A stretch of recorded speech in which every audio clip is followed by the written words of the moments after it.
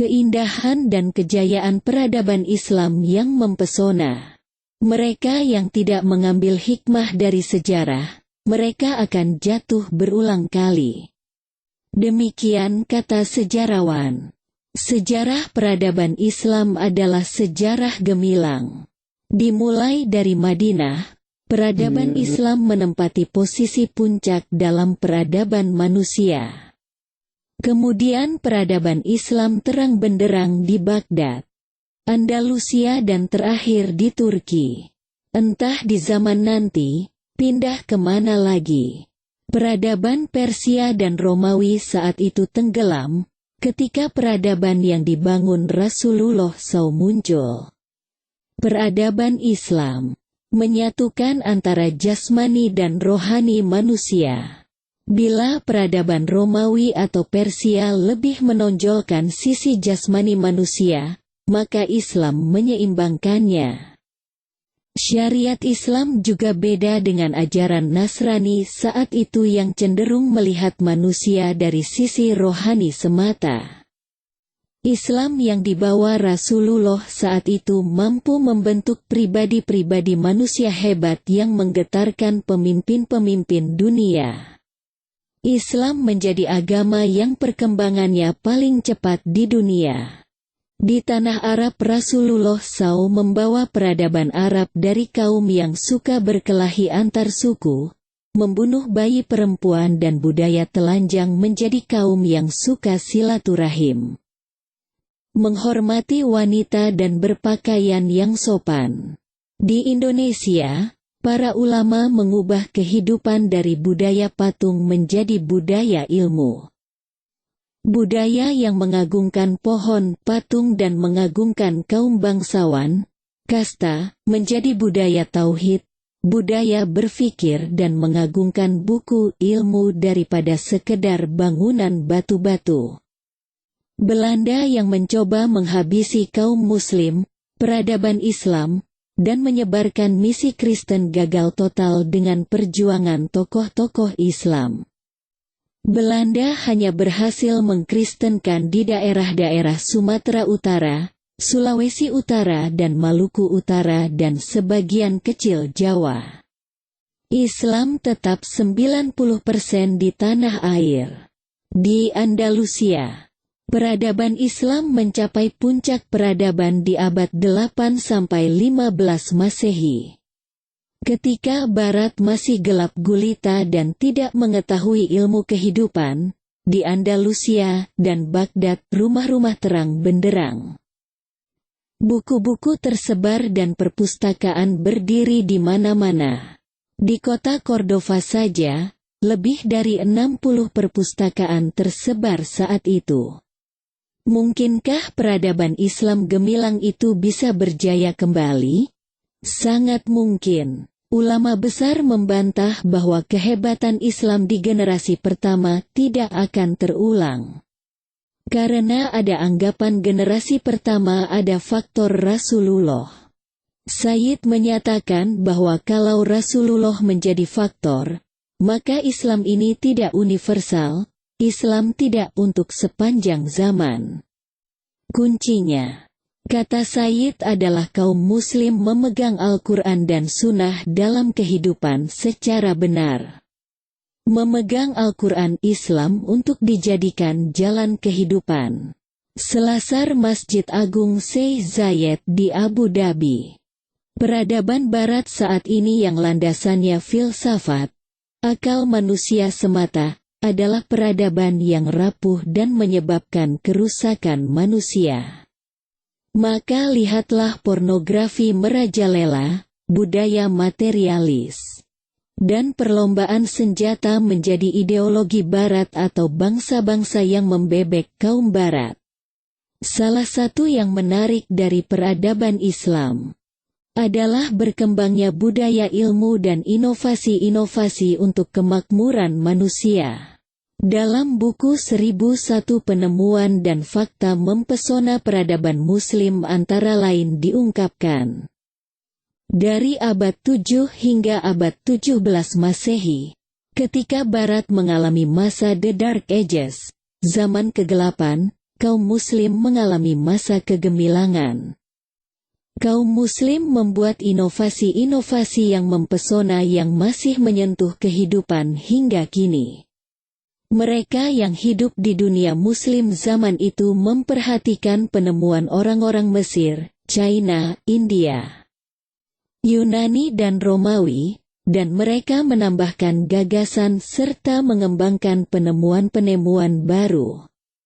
Para penjelajah muslim menggambar peta lengkap dan rinci, termasuk peta awal yang menunjukkan Amerika menyeberangi samudera luas dan membawa jerapah ke China untuk pertama kali. Para insinyur di dunia muslim menciptakan mesin-mesin menarik, termasuk jam gajah mekanik yang digerakkan bola-bola logam yang jatuh dan dikendalikan oleh sistem air tersembunyi. Jenis makanan baru yang diperkenalkan pada masa itu seperti apricot, jeruk dan beras menyebar ke seantero dunia. Para petani menggunakan pompa untuk mengairi ladang, serta kincir angin untuk menggiling hasil panen. Buku-buku berbahasa Arab diterjemahkan ke dalam bahasa Latin. Penyebaran ilmu tersebut membantu memicu kemajuan baru di Eropa. Seorang perempuan bernama Fatimah Al-Fihri mendirikan universitas yang pertama di dunia, yang hingga kini masih aktif. Dokter menyembuhkan beragam jenis penyakit, memperbaiki kaki patah, mengoperasi mata dan menutup luka dengan menggunakan benang jahit bedah dari usus hewan. Para arsitek membangun kubah-kubah yang lebih besar daripada sebelumnya dan menciptakan desain khusus untuk pelengkung dan pola ubin. Para ahli astronomi memetakan dan memberikan nama bintang-bintang yang banyak di antaranya hingga kini masih kita pakai. Seorangnya menyebutkan satu galaksi yang sekarang kita sebut Andromeda. Sementara ahli astronomi lainnya menemukan cara untuk memprediksi fase orbit bulan serta gerhana matahari dan gerhana bulan. Abbas bin Firnas melakukan uji coba terbang pertama dengan dunia menggunakan wahana seperti Gantole di Cordoba, 852 Masehi. Penerbangan pertama dengan sayap. Fatimah Al-Fihri membiayai dan memimpin pembangunan masjid di Al-Qarawiyyin di Fez, Maroko, 1150 tahun yang lalu. Pendidikan di masjid itu kini menjadi universitas di dunia yang masih berjalan. Universitas tertua, perlengkapan medis. Pada abad ke-10, ahli kedokteran di peradaban Muslim telah bekerja dengan perangkat pembedahan. Beberapa di antaranya tak jauh berbeda dari yang kita gunakan sekarang. Penemuan perlengkapan medis. Mimar Sinan terkenal pada abad ke-16 di Turki karena merancang kubah tertinggi dan terlebar pada zamannya, arsitektur hebat.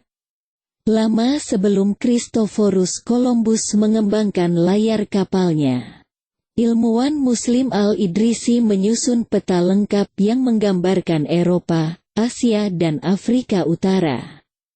Penggambaran peta dunia pertama. Hasil eksperimen yang dilakukan oleh Ibnul Haytham dengan cahaya di ruangan gelap, atau dalam bahasa Latin disebut kamera obscura, menjadi dasar penemuan kamera modern. Penemu kamera pertama, jam gajah buatan Al-Jazari adalah salah satu contoh mesin mekanik unik yang diciptakan pada zaman keemasan peradaban Islam, penemu jam mekanik pertama. Wanita muslimah Maryam al-Asturlabiyah ialah ahli dalam membuat astrolabe, alat rumit yang bisa digunakan untuk mencari arah, menunjukkan waktu, hingga mengamati matahari dan bintang-bintang. Penemu astrolabe pertama, Jabir bin Hayyan menyempurnakan proses penyulingan, yang kini masih digunakan untuk membuat parfum, gasolin, plastik dan sebagainya. Ahli kimia ternama, Pada awal abad ke-9, ilmuwan dan cendekiawan terkemuka dari berbagai penjuru peradaban Muslim berkumpul di Rumah Hikmah, semacam perpustakaan, untuk belajar, berdebat dan membuat penemuan-penemuan baru. Perpustakaan sebagai tempat diskusi ilmu. Pada abad ke-9, seorang penduduk Abyssinia, Ethiopia, mengamati kambing-kambingnya jadi penuh semangat setelah memakan biji kopi. Tingginya permintaan terhadap kopi membuat Mocha, Yaman, menjadi pelabuhan perdagangan yang ramai. Penemuan kopi 500 tahun sebelum muncul di Eropa, kincir angin sudah menjadi hal yang biasa terlihat di peradaban Muslim. Kincir angin pertama tahun 1343 Masehi, Ibnu Battutoh sang pengelana Islam dari Arab menyebut Jawa untuk Sumatera dan Mula Jawa untuk Jawa. Ibnu Battutoh juga melaporkan kunjungannya ke Aceh yang waktu itu di bawah Kesultanan Samudra Pasai, pengelana dunia yang hebat. Zheng He, Zheng Ho, Laksamana armada Tiongkok, berlayar dengan kapal laut berbahan kayu terbesar di dunia pada awal 1400-an, menjelajah dari Tiongkok ke Indonesia, Sri Lanka, sampai Arab dan Afrika. Kalian mungkin akan terkejut mengetahui banyak kemudahan dan kenyamanan yang kita nikmati hari ini sudah menjadi bagian keseharian orang-orang yang hidup di masa peradaban Islam 1000 tahun yang lalu. Kota-kota di peradaban Islam sangat modern dan tertata untuk zamannya.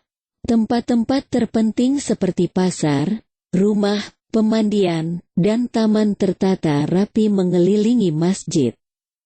Kebanyakan rumah di peradaban Islam punya sistem pengatur suhu udara, halaman di dalam, teman dan teras. Sementara itu kebanyakan orang di luar peradaban Islam tinggal di tempat yang jauh lebih buruk dan tak nyaman.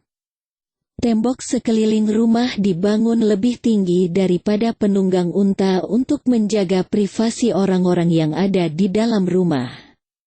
Untuk mengurangi sengatan panas iklim gurun, perancang kota menyediakan tempat teduh dengan merancang jalan-jalan kecil yang beratap, air mancur di dalam maupun di luar ruangan. Dan kebun tertata di halaman. Orang-orang dengan beragam latar belakang agama dan budaya tinggal berdampingan dan bekerja sama di kota yang diperintah penguasa Muslim. Jual beli makanan, bumbu, buku dan barang lainnya dilakukan di pasar terbuka yang disebut suk. Penduduk hingga kini masih melakukan jual beli di suk Maroko, Turki dan negara-negara Muslim lainnya. Rumah penduduk dibangun berdekatan dengan masjid agar terdengar panggilan azan untuk salat. Cordoba, di peradaban Islam Spanyol, layaknya New York City pada abad ke-9 dan ke-10. Kota itu punya sekolah gratis, perpustakaan, perumahan dengan saluran air ledeng dan banyak lainnya. Air mancur di Istana Alhambra di Granada, Spanyol, menggunakan sistem pengairan berusia 650 tahun yang dirancang pada masa penguasa Muslim abad ke-14. Sebaliknya, London Inggris dan Paris Prancis saat itu belum punya penerangan jalan serta jalan berpelapis hingga beberapa ratus tahun sesudah pembangunan Alhambra. Di beberapa kota Muslim yang sudah maju, sampah dikumpulkan secara rutin oleh kereta keledai, jalanan dibersihkan setiap hari dan sudah ada selokan sebagai sistem drainase.